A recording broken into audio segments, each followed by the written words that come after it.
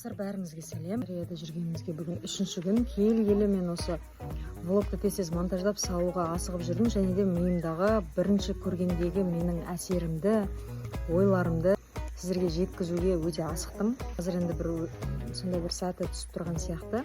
Ойыма не түседі, есіме не келеді, соларды сізге қазір айтып беремін. Жалпы каналыма бірінші қосылып отырған көрермендерге айтамын, біз Кореядағы қазақ отбасымыз, яғни менің влогым жалпы Корея туралы, менің ойларым туралы болады. Біздің отбасымыз қалай тұрып жатыр, қандай қызықты сәттер болып жатыр деген сияқты сәттермен сіздермен бөлісіп отыратын боламын. Қызықты болса, жазылып кетіңіздер. Ал бисмилля деп, Алланың қалауымен, туған туысқандарымыздың ақ тілегімен сөмкелерімізді буып түйіп, Алматыдағы халықаралық аэропорттан Кореяның Инчон қаласына ұштық. Ана ретінде жалғыз 2 баламен самолетта ұшу практикасын мен осы жылы алғаш рет көрдім. Ұшу уақыты 5 сағатты қамтыды, және де айтарым, оңай емес екен, бірақ Аллаға шүкір, үйтіп-бүйтіп әйтеуір аман-есен жетіп алдық. Бір жақсысы, балалардың ұйықтайтын уақытында ұштық, яғни түнгі 12:30-да біз ұштық. Балалар ұйықтап алды, бірақ алаңдап құлап кетпесін деп өзім ұйықтамай қарап отырдым. Эйр Астана авиакомпаниясы балаларға осындай керемет ойыншықтар береді екен. Самолеттің іші қараңғы болғандықтан қысқа нұсқа көрсетіп шықтым. Кореядағы үйге орналасқаннан кейін жақыннан да көрсеткен кадрларды көретін боласыз. Міне біз аман-есен жетіп, Инчон қаласында машинада үйімізге қарай кетіп жатырмыз. Жігітімнің досы күтіп алды, өзі кәріс екен. Екеуі кәрісше сөйлесіп, жол бойы үйге қайттық. Біз әрине ешнәрсе түсінбесек те, кәріс тілін тыңдап отырған бізге қызықты көрінді. Мына жерде мен жігітімнің кәрісшесіне қалжыңдап түсіріп отырмын. Арасында менің жігітім кәрісше өте жақсы сөйлейді. Досымыздың айтуы бойынша, жалпы Инчон қаласы Сары теңіздің үстінде орналасқан екен. Біз мынау қазір көпірдің үстінде келе жатырмыз. Бұл көпір және дегі біз жаңаға түскен халықаралық аэропорт осы Сары теңіздің үстінен салынған екен. Негізі бұл жерде жер болмаған екен, бірақ қолдан жерді, топырақты сеуіп, жер жасап, көпір салып, аэропортты да салған екен. Жалпы бұл теңіздің үстінде өте көп островтар бар екен. Қазір міне жүріп келе жатып, жан-жаққа қараған кезде жағалау сияқты көрінеді, негізінде ол островтар екен. Кореяның климаты өте дымқыл, влажный климат. Дәл осы шілде айында Кореяда муссондық жаңбырлар кезеңі екен. Біз дәл сол кезеңнің үстінен түстік. Яғни 2-3 апта бойы күніге азаннан кешке дейін шелектеп жаңбыр жауады. Тағы да бір қызықты жайт, менің байқағаным бойынша Кореяда 4 нәрсе өте көп екен. Біріншісі таулар, екіншісі талдар, үшіншісі көпір және 4-шісі туннельдер. Туннельдердің көп болуы таулардың көп болуымен тікелей байланысты. Яғни таулардың ортасын тесіп, ұзын жолдар салып кете берген екен. Мынау көріп тұрғандарыңыз гольф ойнайтын алаң екен. Қазір мына сол жақтан күріш өсіретін жерді көресіздер, мінекей. Мынау жатқан газон сияқты жер негізінде күріш өсіп жатқан жер. Табиғатында енді сөз жоқ, достар. Жап-жасыл қала екен, айнала тау, биік талдар. Өте керемет, маған ұнады. Міне ұзын туннель басталды, жаңағы айтып отырған таудың ішіндеміз. Қазір міне таудың ішінде келе жатырмыз.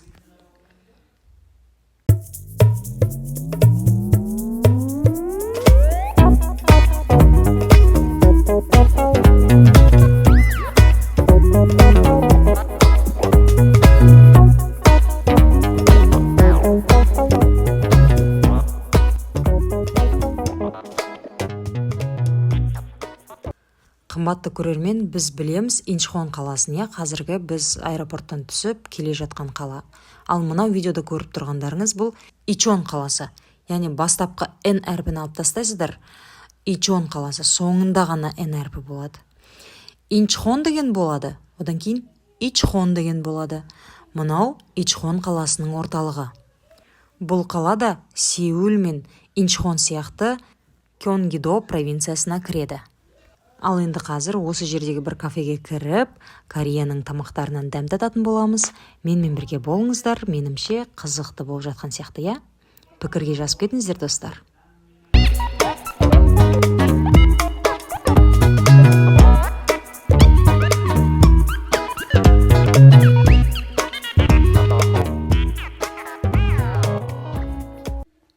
Мінекей досымыз маған тамақ таңдауға көмектесуде. Жалпы өте риза болдым досына. Өте сондай, орысша айтқанда отзывчивый екен. Бізді күтіп алып, тамақтандырып, үйге дейін апарып берді. Арасында балаларға қарауға да көмектесіп, жүгіріп жүрді. Алла разы болсын.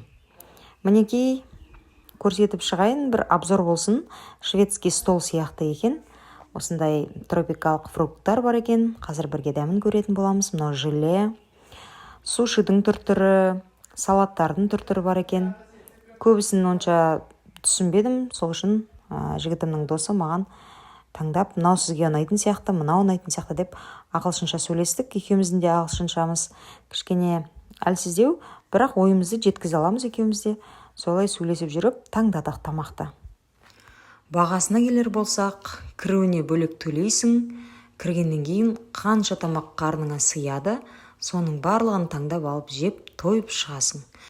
Осындай есеппен алғанда досымыз, жігітім мен және де Айшатай бәрімізге 30 000 теңге кетті. Бұл Корея үшін өте арзан болып есептелінеді. Соған қарамастан тамақтары дәмді, интерьері жақсы, таза, сервисі де өте жақсы екен.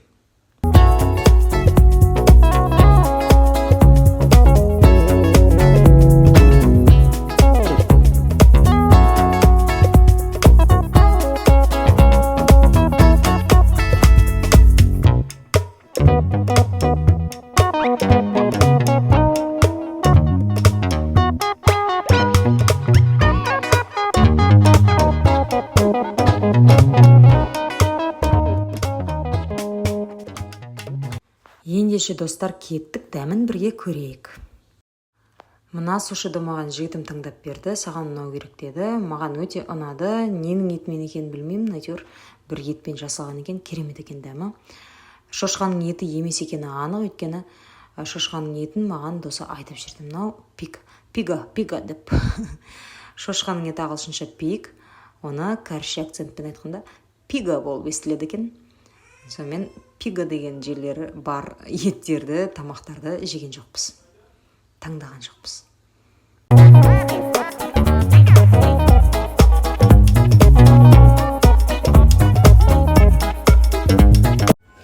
Осьминогпен де сушиді жеп көрдім. Дәмі мен елестеткендей екен. Жүректі айнытпайтын, майсыз, сондай жеңіл сіңір сияқты екен. Ал мынау алдарыңыздағы осындай робот артық ыдыстарды жаныңызға келгенде салып жібересіздер де, отыра бересіздер, ары қарай өзі алып кетеді екен. Осындай бір қызық робот осы жерде жұмыс жасайды екен. Кетті әнекей. Ал мынадай бір ерекше фрукттың дәмін көрейік сіздермен бірге. қайтып жейді? Жегіз ба?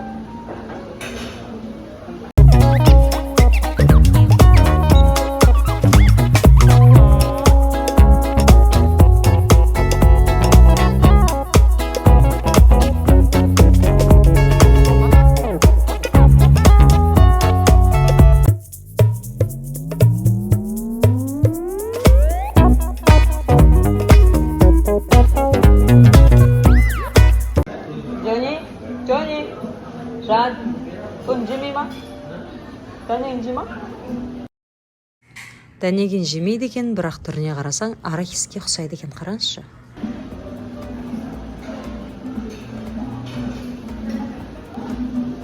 Нан тазаланған бір екен ғой.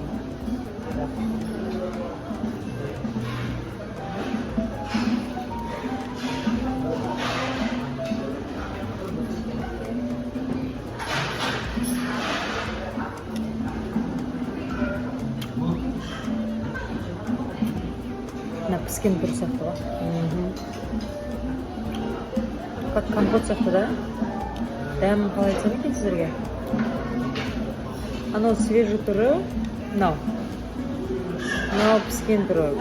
компот сатып қайнатылған сияқты. Маған мынау көбірек ұнап тұр. Піскен кезде дәнегі қараяды екен, көрдіңіз ба? Прикольно. Неге ұқсатсам болады дәмі? Шөлді қандыратын фрукты соңға. Шөлді қандырып. Ешнәрсе ұқсата алмай жатырмын. Мушмулаға, наверное. Мушмула деген тоже практически фрукт бар еді.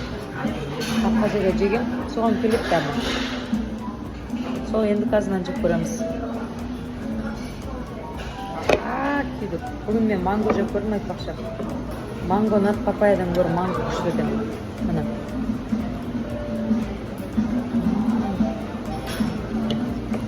Манго күшті. На драконий глаз енді оны жегенбіз. Дәмі сондай.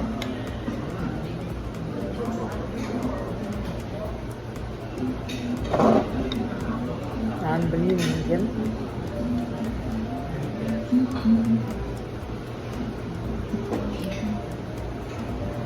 Түсініксіз бір фруктар арасында жүр.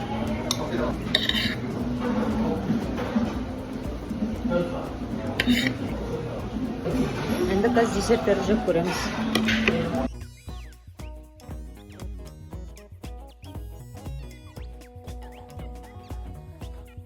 Мына раскраскасы. Мынаның ішінен шықты. Осында мына наушники, мынандай ойыншық, мынандай бутылка. Одан кейін мындай мына книжка шықты. Ол бөлек Алишкаға берілді мына книжка. 3 күнде бар екен, ешкі казагоп деген сияқты. Күшті екен. 100 сөз бар екен суретмен бірге. Жаңағы рюкзак, ішінен мынандай ойыншық. Мындай карандаштармен Айша бояп отқан. Лопатасы бар.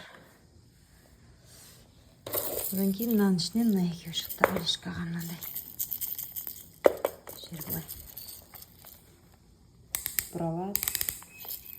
Төгіліп қалды. Так. Ау. Айша, каша қалдыңа ма?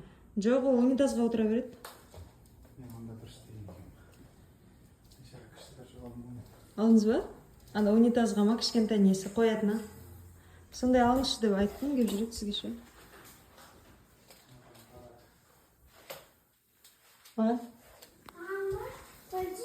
А осы жаңа детский.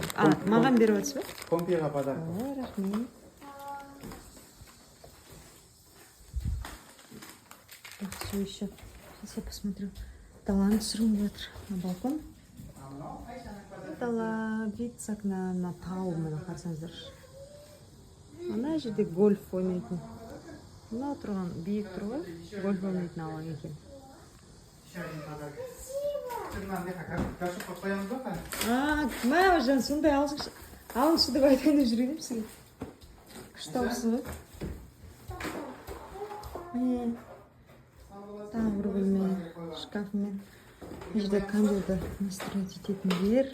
Теплый полмен кондерді настроить ететіндер мыналар, да? Телевизорде бар екен ғой, а? Телевизорде бар екен ғой. Wi-Fi-ға қосаң ғой? Ой, сежер жүрмін. Мына мына мини бар ма? Осушитель? Потому что тут влажный климат. Бізде, если увлажнитель тұрса, бұл жақта осушитель тұрады. Қыстарда қолданады увлажнитель, бірақ осушитель. Осындай қолданбасам, кір жуып кептірсең кетпейді. Істеп не? Ол мусор еді негізі аналар. Ой. Алишка, ол мусор екен. Мусор екен. Ал сен кітабыңды оқысай, саған күшті кітап берді ғой. Мына қандай газ. Алдағыдай. Басып тұрсаң жағалда деймін сондай сияқты. Міне, біздің кухнямыз.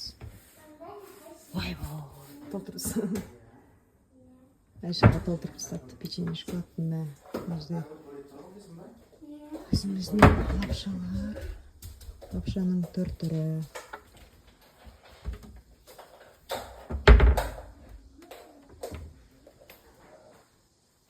Сондай.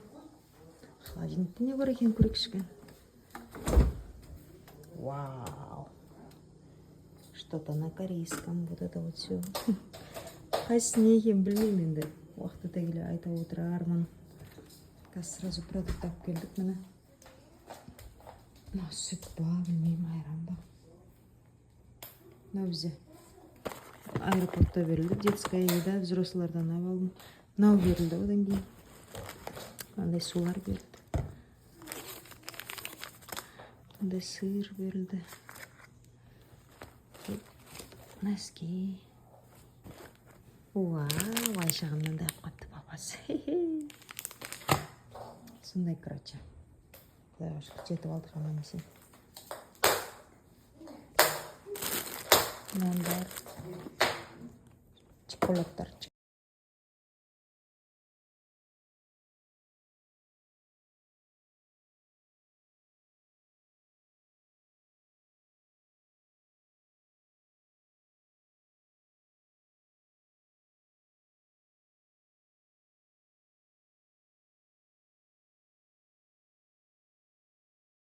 Алдағы уақытта тағы да қызықты влогтар болады, достар. Пікірлеріңізді қалдырыңыздар.